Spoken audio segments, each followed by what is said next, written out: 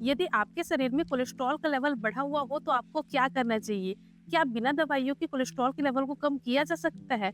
अगर हाँ, तो ऐसा क्या खाएँ कि कोलेस्ट्रॉल के लेवल को कम कर सके?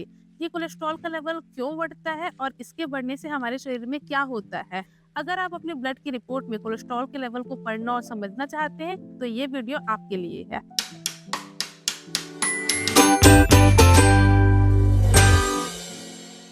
Hello everyone, I am doctor Richa. और ब्लड में कोलेस्ट्रॉल के लेवल के बढ़ने का मतलब होता है आपके खून में फैट का लेवल बढ़ जाना, जिसे मेडिकल टर्म में डिसलिपिडेमिया कहते हैं। पर कुछ लोग ये सोचते हैं कि भले ही मेरे रिपोर्ट में कोलेस्ट्रॉल का लेवल बढ़ा हुआ आया है, लेकिन मुझे इससे कोई परेशानी नहीं हो रही है। तो नहीं, ये जो कोलेस्ट्रॉल का लेवल बढ़ा हुआ है वो धीरे धीरे आपकी खून की नलियों में जाकर के जमा हो जाता है और कुछ समय बाद या कुछ सालों बाद ये खून की नली को ब्लॉक कर देता है और इसी वजह से होता है हार्ट अटैक। और यही जब खून की नलियां ब्रेन की होती है तो होता है स्ट्रोक या लकवा। इसलिए यदि आपके रिपोर्ट्स में कोलेस्ट्रॉल का लेवल बढ़ा हुआ आया है तो आपको अभी इसी वक्त अलर्ट हो जाना है। और आपको क्या करना है ये आगे मैं इस वीडियो में बताऊंगी।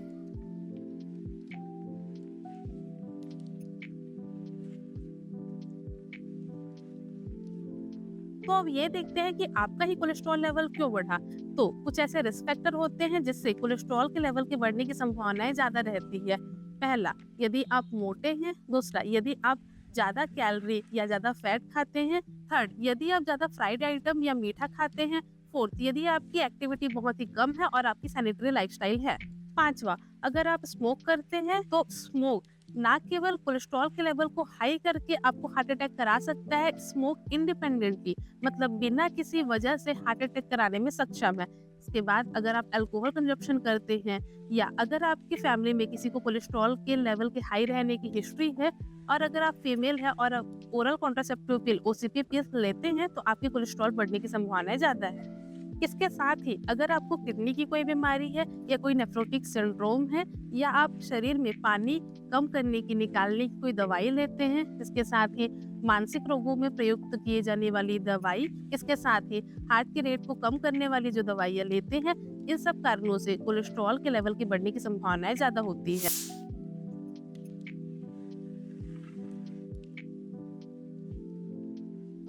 तो अब ये जानते हैं कि किसे कोलेस्ट्रॉल की जांच करानी चाहिए।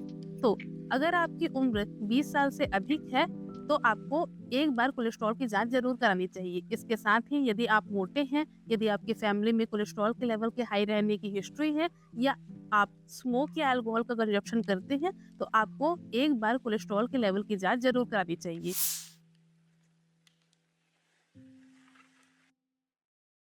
अब देखते हैं कि आपको कौन सा टेस्ट कराना है। तो आपको लिपिड प्रोफाइल टेस्ट कराना है। लिपिड प्रोफाइल ही क्यों? क्योंकि इसमें बहुत सारे अलग अलग कोलेस्ट्रॉल के लेवल को देखा जाता है।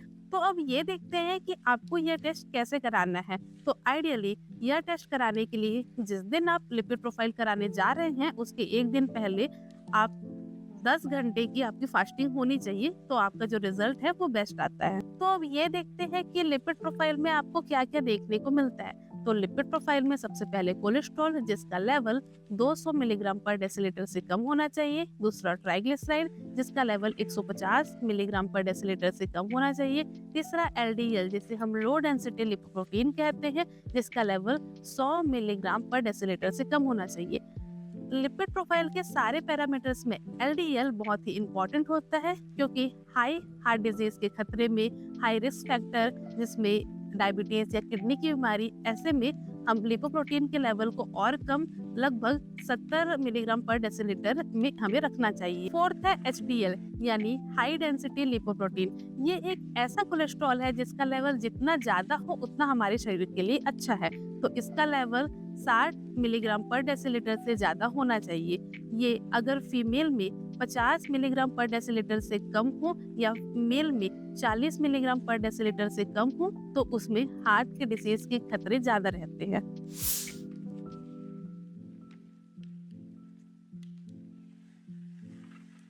तो अब ये देखते हैं कि हाई कोलेस्ट्रॉल का ट्रीटमेंट हम कैसे करें। तो यदि आपके शरीर में कोलेस्ट्रॉल का लेवल बढ़ा हुआ है तो सबसे पहले आपको ये समझने की ज़रूरत है कि कोलेस्ट्रॉल का लेवल का बढ़ना किसी चीज़ की कमी से नहीं होता। ये या तो किसी बीमारी से, या तो आपके ज़्यादा खाना खाने से, ज़्यादा कैलोरी लेने से, या तो एक्सरसाइज की कमी से बढ़ता है। तो अगर आपको कोई बीमारी है तो हमें उसे ठीक करना होगा।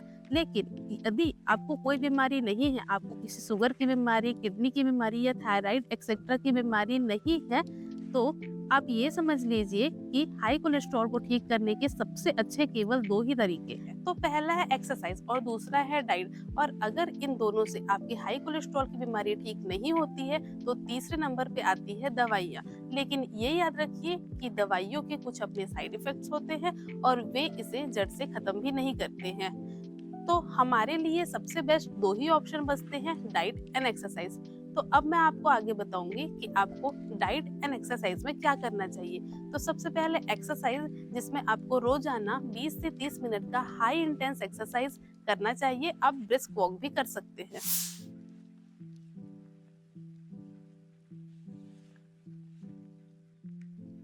तो चलिए अब डाइट के बारे में देखते हैं। तो डाइट में आपको एक बेसिक बात समझने की जरूरत है कि जितना आप सैचुरेटेड फैट खाएंगे उतना ही कोलेस्ट्रॉल का लेवल बढ़ेगा। तो अब ये सैचुरेटेड फैट क्या होता है? तो सैचुरेटेड फैट यानी वो फैट जो रूम टेम्परेचर पे जमा हुआ रहता है, जैसे घी, बटर या कोकोनट ऑयल। तो आप जितना ज्यादा सैचुरेटेड फैट खाओगे उतना ज्यादा कोलेस्ट्रॉल का लेवल बढ़ेगा। तो सारा का सारा animal product including dairy product, इसके साथ ही मीट, मांस आदि भी कोलेस्ट्रॉल बढ़ाते हैं। तो आप इन सबको एक मॉडरेट अमाउंट में ही लें। और अगर हम प्लांट प्रोडक्ट की बात करते हैं तो प्लांट प्रोडक्ट में कोकोनट ऑयल और पाम ऑयल है, जिससे कोलेस्ट्रॉल का लेवल बढ़ता है। इसके अलावा ट्रांस फैट यानी पार्शियली हाइड्रोजनेटेड फैट है, इससे कोलेस्ट्रॉल का लेवल बढ़ता है। ये ट्रांस फैट हमें अधिकतर पैकेट आइटम जैसे चिप्स एक्सेट्रा में मिलता है। आप इसके बाद जब कभी पैकेट आइटम लें तो आप उसके पीछे देख सकते हैं कि इसमें ट्रांस फैट कितना मिला हुआ है। तो अब कुछ लोग कहते हैं तो क्या आप खाना ही छोड़ दें?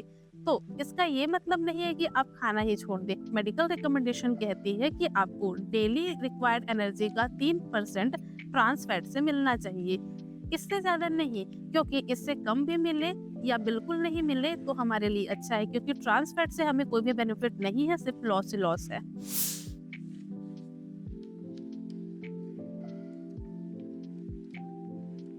तो अब ये तो देख लिया कि क्या नहीं खाना है। अब ये देखते हैं कि आपको क्या खाना है।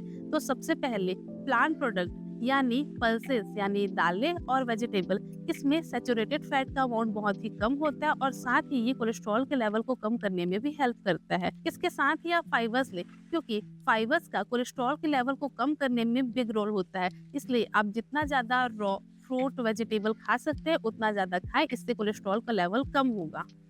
इसके साथ ही आप प्लांट ऑयल यूज कर सकते हैं, जैसे कि सोयाबीन का ऑयल, सूरजमुखी का ऑयल एक्सेट्रा। इसके साथ ही आप ओमेगा 3 रिच फूड ले सकते हैं, जो कि आपके कोलेस्ट्रॉल के लेवल को कम करने में हेल्पफुल होता है, जैसे कि फ्लैक्स सीड या अलसी के बीज। तो मैं आशा करती हूँ कि ये वीडियो आप लोग के लिए हेल्पफुल होगी और आपको ये समझ में आया होगा कि कोलेस्ट्रॉल के लेवल का बढ़ना हमारे शरीर के लिए कितना खतरनाक हो सकता है और डाइटरी चेंजेस और एक्सरसाइज हमारे शरीर के लिए कितना फायदेमंद है। तो फिर मिलते हैं नए हेल्थ टिप्स के साथ। Thanks for watching. जय हिंद।